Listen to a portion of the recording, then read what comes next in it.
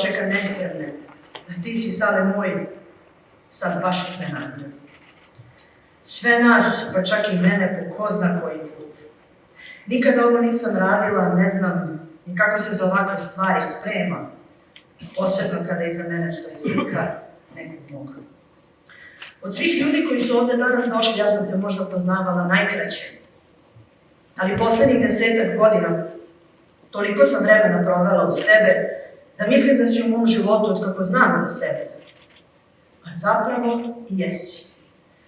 Kada sam bila mala Marija, znala sam te kao maminog kolegu, kao slatki greh, kao Breninu desnu ruku, kao profesionalca. Godinama kasnije kao svog kolegu, kao našeg direktora. A zapravo sam najponosnija jer sam porasla dostojna da me nazivaš svojim prijateljem i da ovde danas mogu da stojim pred tvojom porodicom i tvojim najbližima. Nikada nisam poznavala nekoga ko je toliko goreo, ko je sa toliko strasti živeo ovaj naš posao i verujem da ama baš svako u ovoj sali sada samo čeka da se pojaviš iz nekog ugla i počneš da nas raspoređuješ na ovoj bini i govoriš i vičeš ko šta treba da kaže i uradi. Iz svakog od nas si umu da izvučeš najbolje, da nas nateraš da preskočimo granicu navike i da taj tvoj žar usadiš u svakog sa kim si radio, ali dosta o poslu. Jer danas kada te ovde nema, a svi smo zbog tebe došli, svima nam je bolno jasno da ništa više neće biti isto. I to ne na estradi, to ne u show biznisu, već u duši. Čiji si komad odmah pre 5 dana. Znaš ti dobro da ćeš nedostajati svima nama. I Jani, i Đoletu, i Boskitu, i Viki, i Miliju, i Snežani, i Ceci.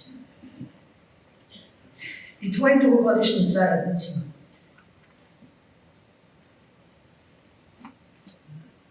A najviše tvom Suletu, Aleksandri i Danijelu. Ali što se njih tiče, tu brige nemaš, jer vidi koliko nas je. I kada se sve otpeva i kada se sve kaže, a emocije budu na vrhuncu, usledilo bi ono tvoje, dalje ide. A ti si, dobre moj, otišao prerano.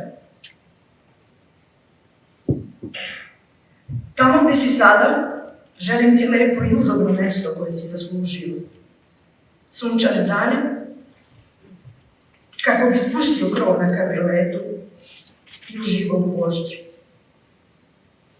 I da, počne da spremaš neki novi format tamo gore, da sve bude spremno, kad i mi nekada stignem. Neka te anđeli čuvaju i volim te.